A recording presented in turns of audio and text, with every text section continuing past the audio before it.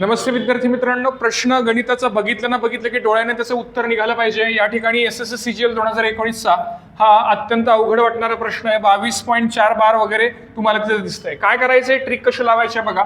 22 आहेत, 11 आहेत आणि 33 आहेत।